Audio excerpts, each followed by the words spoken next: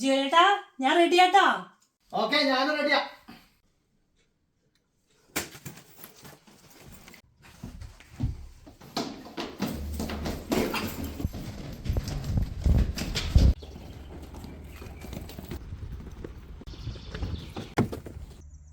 Hi, welcome to auto madness.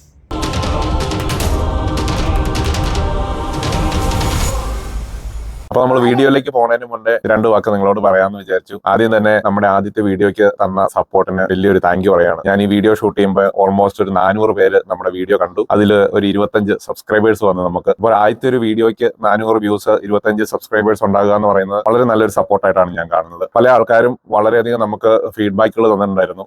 ചില editing issues, ഈ video എടുക്കുമ്പോൾ പോലും നമുക്ക് അത്രയും കംഫർട്ട് നമുക്കില്ല. നമ്മളൊരു ക്യാമറയുടെ മുന്നിൽ സംസാരിച്ച് ശീലിക്കാത്തവരാണ്. അപ്പൊ അതിന്റെ ഒരു ഇംപ്രൂവ്മെന്റ് നമ്മൾ ട്രൈ ചെയ്യുന്നുണ്ട്. വരുന്ന വീഡിയോസ് എല്ലാം നമ്മൾ നിങ്ങളുടെ ഫീഡ്ബാക്സ് എടുത്ത് അത് ഇംപ്രൂവ് ചെയ്യാനാണ് ശ്രമിച്ചുകൊണ്ടിരിക്കുന്നത്. തീർച്ചയായും ഈ വീഡിയോ കണ്ട് നിങ്ങളുടെ ഫീഡ്ബാക്സ് കമന്റ് ചെയ്യുക. Let's go to the video. Thank you. നമ്മൾ ഇന്ന് വന്നേക്കുന്ന ഒരു വളരെ വെറൈറ്റി ആയിട്ടുള്ള ഒരു വണ്ടിയായിട്ടാണ് പ്യൂഷോ 208.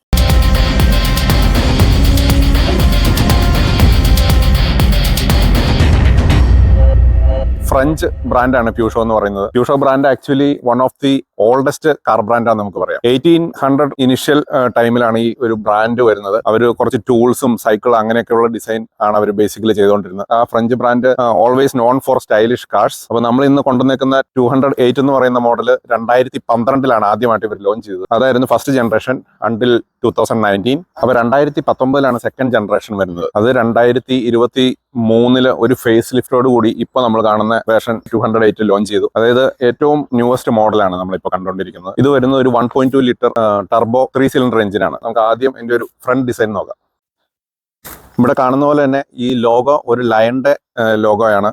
ഇത് ആക്ച്വലി 1800 ഇനിഷ്യലി ബ്രാൻഡ് വന്നപ്പോൾ തന്നെ ഇവര് ഡിസൈൻ ചെയ്ത ഒരു ലോഗോയാണ്. Still they are continuing this.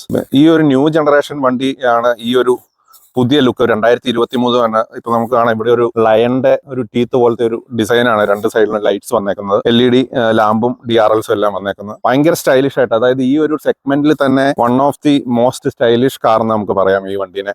മറ്റ് പല കോമ്പറ്റീറ്റർ വണ്ടികൾ നമ്മൾ ലുക്ക് വൈസ് നോക്കുവാണെങ്കിൽ, എസ്പെഷ്യലി ഒരു കളർ ആണെങ്കിലും ഭയങ്കര ഒരു വെറൈറ്റി, എന്താ പ്രത്യേകിച്ച് ലേഡീസിനൊക്കെ വളരെയധികം ഇഷ്ടപ്പെടുന്ന ഒരു അട്രാക്റ്റീവ് ആയിട്ടുള്ള ഒരു കളറാണത്. സൈഡ് പ്രൊഫൈലിലോട്ട് വരുവാണെങ്കിൽ വളരെ ക്ലീൻ ആയിട്ടുള്ള ഒരു ഡിസൈനാണ് കൊടുത്തേക്കുന്നത്. ഒത്തിരി ഗിമിക്സ് ഒന്നും ഇല്ല. ഒരു ഷാർപ്പ് ലൈൻ ഫ്രണ്ട് മുതൽ ബാക്ക് വരെ പോകുന്നുണ്ട്. മിറേഴ്സ് ബ്ലാക്ക് കളറാണ് വരുന്നത്. പിന്നെ അലോയ്സ് 16 ഇഞ്ച്, അത് ബൈ ഡിഫോൾട്ട് വരുന്ന ഒരു സ്റ്റൈലിഷ് ആയിട്ടുള്ള ഡിസൈനാണ്. റൂഫ് ലൈൻ ചെറുതായിട്ടൊന്ന് സ്ലോപ്പ് ചെയ്ത് വരുന്നത്. അതുകൊണ്ട് തന്നെ ആ ഒരു സൈഡ് വ്യൂ കാണാൻ വളരെ നല്ല പ്രൊപ്പോർഷനായിട്ട് ആയിട്ടുണ്ട്. നമ്മൾ കാണുമ്പോൾ ഒരു ഹോട്ട് ഹാച്ചിന്റെ ലുക്ക് ഉണ്ട്. നമ്മൾ ഇതിന്റെ ഒരു ടോപ്പ് എൻഡ് വേരിയന്റ് ആണെങ്കിൽ ഇവിടെ ഒരു ബാഡ്ജിങ്, GT വേരിയന്റ് ആണെങ്കിൽ ഒരു GT വേരിയന്റ് വരും. ഇത് നമ്മുടെ ഒരു മിഡ് ട്രിം ആയിട്ടാണ് വരുന്നത്. പക്ഷേ ഓൾമോസ്റ്റ് എല്ലാ ഫീച്ചേഴ്സും വരുന്ന ഒരു ട്രിമ്മാണിത്. ബാക്കിലോട്ട് വന്നു കഴിഞ്ഞിട്ടുണ്ടെങ്കിൽ നമ്മുടെ ഇപ്പോഴത്തെ ഒരു പുതിയ ഡിസൈൻ, അതായത് കണ്ടിന്യൂസ് ആയിട്ടുള്ള ഒരു ബാർ ലൈറ്റ് പോലത്തെ ഒരു ഡിസൈനാണ് വന്നിട്ടുള്ളത്. ഇതിൽ പ്യൂഷോ എന്നുള്ള ബ്രാൻഡിങ് വലിയ ലെറ്ററിൽ ഫുൾ ബ്ലാക്ക് ആയതുകൊണ്ട് ഒറ്റ നോട്ടത്തിൽ നമ്മൾ കാണില്ല. പക്ഷേ വളരെ അട്രാക്റ്റീവ് ആയിട്ടുള്ള ഡിസൈനാണ് കൊടുത്തത്. വേറെ വേരിയന്റ് ട്രിം ലെവൽ അങ്ങനെയുള്ള ബാഡ്ജിങ് കൊടുത്തിട്ടില്ല, അല്ലൂർ ബ്രാൻഡിങ് കൊടുത്തിട്ടില്ല. ജസ്റ്റ് 208 എന്നുള്ള ബ്രാൻഡിങ് മാത്രമാണ് കൊടുത്തേക്കുന്നത്. പിന്നെ നമുക്ക് റിയർ വൈപ്പർ വരുന്നുണ്ട്, ഷാർപ്പിന്റെ ആന്റിന ബ്ലാക്ക് കളർ വരുന്നു. ഒരു സ്പോർട്ടി ലുക്ക് കൊടുക്കാൻ വേണ്ടി ഒരു സ്പോയിലർ വന്നിട്ടുണ്ട്. അത്യാവശ്യം നല്ല രീതിയിൽ മെർജായി ആ ബോഡിയായിട്ട് ഇന്റഗ്രേറ്റ് ചെയ്ത് പോകുന്നുണ്ട്. ബൂട്ട് സ്പേസ് ഒന്ന് നോക്കാം. ഇത് നമുക്കൊരു 311 ആണ് ഇതിന്റെ സ്പേസ് വരുന്നത്. ഒരു സ്മോൾ 2 ട്രോളീസ് നമുക്ക് ഇതിന്റെ അകത്ത് ഡെയിലി യൂസിന്, ഡെയിലി നമുക്ക് ആവശ്യമുള്ള എല്ലാ കാര്യങ്ങൾക്കും വേണ്ട ലഗേജ് കയറാനുള്ള ഒരു സ്പേസ് ഉണ്ട്. ഈ സീറ്റ്സ് നമുക്ക് ഒരു 60-40 ആയിട്ട് സ്പ്ലിറ്റ് ചെയ്ത് മടക്കാവുന്നതാണ്. പിന്നെ ബൂട്ട് മാനുവൽ ആയിട്ടുള്ള ക്ലോസിങ് തന്നെയാണ് വരുന്നത്. അപ്പൊ നമ്മൾ വണ്ടിയുടെ അകത്തോട്ട് വന്നിരിക്കുകയാണ്. ഒരു അത്യാവശ്യം നല്ല പ്രീമിയം ഒരു വണ്ടിക്കകത്ത് ഇരിക്കുന്ന ഫീലാണ്. പ്യൂഷോയുടെ ഒരു കോക്പിറ്റ് എന്ന് പറയുന്ന ആ ഒരു ഡിസൈൻ, അതായത് ഒരു ഫ്ലൈറ്റിന്റെ കോക്പിറ്റ് ഇൻസ്പയർഡ് ഒരു ഡിസൈനാണ് ഇവർ കൊടുത്തേക്കണത്. കാർബൺ ഫിനിഷ് പോലത്തെ എലമെന്റ് കൊടുത്തിട്ടുണ്ട്. മുകളിലൊക്കെ അത്യാവശ്യം ഡീസന്റ് ഒരു പ്ലാസ്റ്റിക് ആണ് ഉപയോഗിച്ചേക്കണത്. അത്ര സോഫ്റ്റ് മെറ്റീരിയൽ അല്ല, പക്ഷെ ഈ ഒരു സെഗ്മെന്റിൽ വെച്ച് നോക്കുമ്പോൾ ഡിസൈൻ വൈസ് എനിക്ക് തോന്നുന്നത് ഏറ്റവും എക്സൈറ്റിംഗ് ആയിട്ടുള്ള ഒരു ഇന്റീരിയർ ആണ്. സ്റ്റിയറിംഗ് വീൽ ആണെങ്കിലും ഒരു ചെറിയൊരു സ്ക്വയർ ഷേപ്പ്, വളരെ ചെറിയൊരു steering wheel, steering controls, usual controls എല്ലാം കൊടുത്തിട്ടുണ്ട്. ഡിജിറ്റൽ ആണ് സ്ക്രീൻ വരുന്നത്. ഇൻഫോർടൈൻമെന്റ് സിസ്റ്റം ഒരു 10 ഇഞ്ച് സ്ക്രീൻ വരുന്നുണ്ട്. ആൻഡ്രോയിഡ് ഓട്ടോ, നാവിഗേഷൻ അങ്ങനെയുള്ള എല്ലാം തന്നെ കൊടുത്തിട്ടുണ്ട്. അത്യാവശ്യം വേണ്ട AC കൺട്രോൾസ് എല്ലാം ബട്ടൺസ് വരുന്നുണ്ട്. അതുപോലെ തന്നെ ചെറിയ സ്റ്റോറേജ്, ഫോണൊക്കെ സൂക്ഷിക്കാൻ സ്റ്റോറേജ് കൊടുത്തിട്ടുണ്ട്. USB പോർട്ട് 2 കൊടുത്തിട്ടുണ്ട്. പിന്നെ ഒരു 12 വോൾട്ട് സോക്കറ്റ് ആവശ്യമുണ്ടെങ്കിൽ അത് യൂസ് ചെയ്യാം. 6 സ്പീഡ് ഗിയർ ബോക്സ് ആണ്, മാനുവൽ ഗിയർ ബോക്സ് ആണ് വരുന്നത്. ഡോർ ട്രിമ്മിലോട്ട് വന്നിട്ടുണ്ടെങ്കിലും നമുക്കൊരു എസ്തെറ്റിക് വൈസ് വളരെ നല്ലൊരു ഡിസൈൻ ആണ് കൊടുത്തേക്കുന്നത്. പ്ലാസ്റ്റിക്സ് ഒക്കെ കുറച്ച് ഹാർഡ് പ്ലാസ്റ്റിക്സ് ആണ്, പക്ഷെ എല്ലാം നല്ല ബ്യൂട്ടിഫുൾ ആയിട്ട് ഡിസൈൻ ചെയ്തിട്ടുണ്ട്.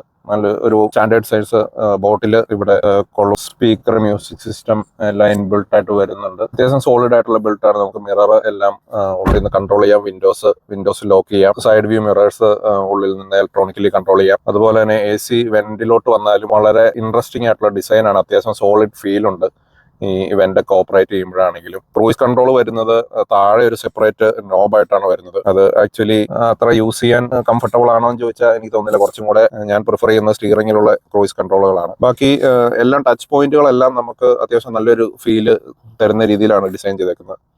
നമുക്കിനി ബാക്ക് സീറ്റ് ഒന്ന് സ്പേസ് നോക്കാം. ഓക്കെ, ബാക്കിലോട്ട് കയറാൻ അത്യാവശ്യം പൊക്കമുള്ള ആൾക്ക് ബുദ്ധിമുട്ടുണ്ട്, പക്ഷെ കയറി ഇരുന്ന് കഴിഞ്ഞാൽ കംഫർട്ടബിൾ ആണ്. ഞാൻ വിചാരിച്ചൊക്കെ കൂടുതൽ ലെഗ് സ്പേസ് ഉണ്ട്. ഞാൻ 176 ആണ്. ഒരു ഹൈറ്റിന് ഇത്രയും ലെഗ് സ്പേസ് കിട്ടുന്നുണ്ട്. പിന്നെ തൈ സപ്പോർട്ട് ഒരല്പം കുറവാണ് ഇവിടെ. പിന്നെ ഹെഡ് റെസ്റ്റ് അഡ്ജസ്റ്റ് ചെയ്യാവുന്ന ഹെഡ് റെസ്റ്റ് ആണ് വരുന്നത്. 3 ഹെഡ് റെസ്റ്റ് വരുന്നുണ്ട്. എനിക്ക് തോന്നുന്നു കംഫർട്ടബിൾ ആയിട്ട് 2 അഡൾട്ട്സിനായിരിക്കും പുറകിൽ ഇരിക്കാൻ പറ്റുക. റൂഫ് ലൈൻ ആണെങ്കിലും ഒരു വൈറ്റ് ഇത് കൊടുത്തേക്കുന്നതുകൊണ്ട് നമുക്ക് ഉള്ളിൽ ഇരിക്കുമ്പോൾ ഒരു ക്ലോസ്ട്രോഫോബിക് ഫീൽ ഒന്നും വരുന്നില്ല. ഹാൻഡ് റെയിൽസ് കൊടുത്തിട്ടുണ്ട്. ഹാൻഡ് റെസ്റ്റ്, നല്ലൊരു ഡോർ ഓപ്പണിംഗ് ഹോൾഡർ കൊടുത്തിട്ടുണ്ട്. ഇവിടെ ചെറിയൊരു പോക്കറ്റ് ആണ് വരുന്നത്. അത് ഒരു ബോട്ടിൽ ഹോൾഡർ ആയിട്ട് ബോട്ടിൽ യൂസ് ചെയ്യാം. പിന്നെ ഇവിടെ വരുന്നത് 2 USB പോർട്ടുകൾ വരുന്നുണ്ട്. ഈ ഒരു സീറ്റ് ഇതിങ്ങനെ ഉള്ളിലോട്ട് കട്ട് ചെയ്ത് എടുത്തേക്കുന്നതുകൊണ്ട് നമുക്ക് ആ ഒരു ലെഗ് റൂം കിട്ടാൻ വളരെ ഹെൽപ്ഫുൾ ആണ്. ഇവിടെ ചെറിയ പോക്കറ്റ്, എന്തെങ്കിലും മാഗസിൻസും കാര്യങ്ങളൊക്കെ സ്റ്റോർ ചെയ്യാൻ വേണ്ടി കൊടുത്തിട്ടുണ്ട്. നോർമൽ സൈസിലുള്ള 3 പേർക്ക് ഷോർട്ട് ജേർണീസിനൊക്കെ നമുക്ക് വേണമെങ്കിൽ ഇരിക്കാവുന്നതാണ്. 2 അഡൾട്ട്സിന് സുഖമായിട്ട് ഇരിക്കാം. കയറലും ഇറങ്ങലും ഒരല്പം ഇച്ചിരി പൊക്കമുള്ള ആൾക്കാർക്ക് ഇച്ചിരി ബുദ്ധിമുട്ടുണ്ട്. ബട്ട് സ്റ്റിൽ കയറി ഇരുന്ന് കഴിഞ്ഞാൽ വളരെ കംഫർട്ടബിൾ ആണ്. നമുക്ക് ചെറിയൊരു ഡ്രൈവ് പോയി നോക്കാം. എനിക്ക് തോന്നുന്നു ഈ സെഗ്മെന്റിൽ ഏറ്റവും ഇൻട്രസ്റ്റിംഗ് ഇന്റീരിയർ ഉള്ള ഒരു വണ്ടിയാണിത്.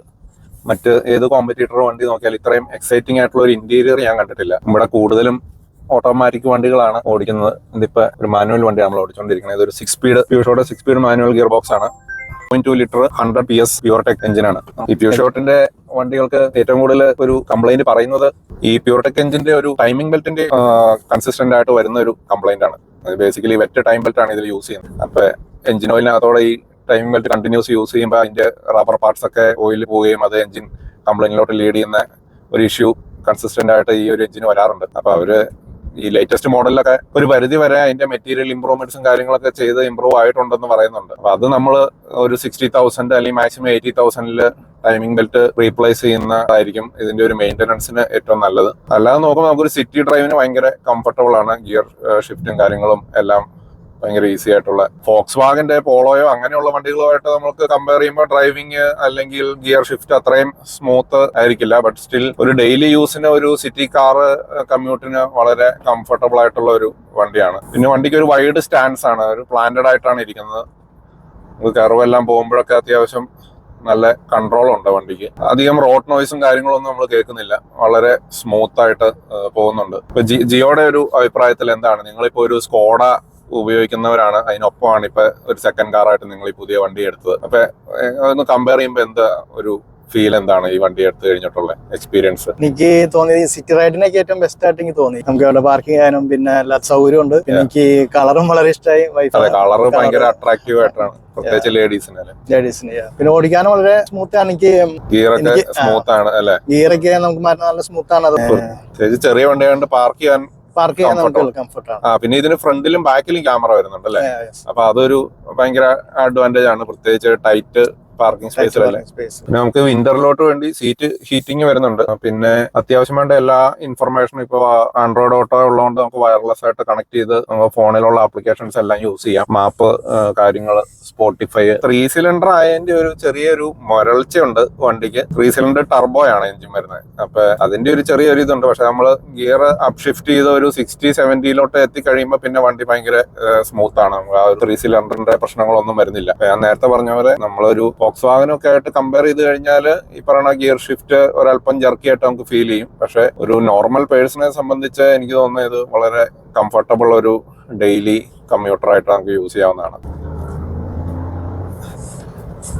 അത്യാവശ്യം സ്പോർട്ടി ആയിട്ട് ഒക്കെ നമുക്ക് ഡ്രൈവ് ചെയ്യാൻ താല്പര്യമുള്ളവർക്ക് ഒരു പെപ്പി ഫീൽ ഉണ്ട് വണ്ടി കാലൊക്കെ കൊടുക്കുമ്പോൾ ഈ പറയുന്ന സൗണ്ട് ഇഷ്ടമുള്ളവർക്ക് എനിക്ക് തോന്നുന്നത് അത് എൻജോയ് ചെയ്യുമെന്ന് തോന്നുന്നു. സ്മൂത്ത് ആയിട്ടുള്ള സ്പോട്ട് എന്ന് പറഞ്ഞാൽ ഒരു 2000 to 3000 RPM-ലാണ്. പിന്നെ ഇത് ഈ പ്യൂർടെക് എഞ്ചിൻ ആക്ച്വലി ഡിസൈൻ ചെയ്തേക്കുന്ന ലോ എമിഷൻ മോർ എഫിഷ്യൻസി ആ ഒരു കോൺസെപ്റ്റിലാണ്. ആകെ ഒരു പ്രശ്നം വരുന്ന ഈ ടൈമിംഗ് ബെൽറ്റിന്റെയാണ്. അപ്പൊ ഏറ്റവും ലേറ്റസ്റ്റ് വണ്ടികൾ അവർ ടൈമിംഗ് ചെയിനിലോട്ട് മാറ്റിയെന്ന് പറയുന്നുണ്ട്. ബട്ട് സ്റ്റിൽ ഈ ഒരു മോഡൽ ഇപ്പോൾ ടൈമിംഗ് ബെൽറ്റ് ആണ് വന്നേക്കുന്നത്. അപ്പൊ ഈവൻ ദോ പ്യൂഷോ പറയുന്നത് 100,000 കിലോമീറ്റർ ആണെങ്കിലും എന്റെ ഒരു അഭിപ്രായത്തിൽ ഒരു മാക്സിമം 80,000 നമ്മൾ ടൈമിംഗ് ബെൽറ്റ് റീപ്ലേസ്മെന്റ് ചെയ്യേണ്ടി ഇരിക്കുന്നു. ഒന്നല്ലെങ്കിൽ നമ്മൾ ഒരു 60-70 ഒക്കെ ആകുമ്പോൾ വേണമെങ്കിൽ ഒരു റീസെയിലിനെ പറ്റി ആലോചിക്കാം. കാരണം ടൈമിംഗ് ബെൽറ്റ് ചേഞ്ച് അത്യാവശ്യം ഒരു എക്സ്പെൻസീവ് ആയിട്ടുള്ള ഒരു പരിപാടിയാണ്. നമ്മളൊരു 70 ഒക്കെ ആവുമ്പോൾ നമ്മളൊരു 4th-ലൊക്കെ പോകേണ്ടി വരും. 5th-ലൊക്കെ ആകുമ്പോൾ ചെറുതായിട്ടൊരു ജർക്കിനെസ് വരുന്നുണ്ട്. ബേസിക്കലി നമ്മളത് ഡെയിലി കമ്മ്യൂട്ട് ചെയ്ത് കഴിയുമ്പോൾ ആ ഒരു ഗിയർ ബോക്സിന്റെ സ്വഭാവം മനസ്സിലാവും. അതിനനുസരിച്ച് ആ ഡ്രൈവിംഗ് സ്റ്റൈൽ അഡാപ്റ്റ് ചെയ്ത് കഴിഞ്ഞാൽ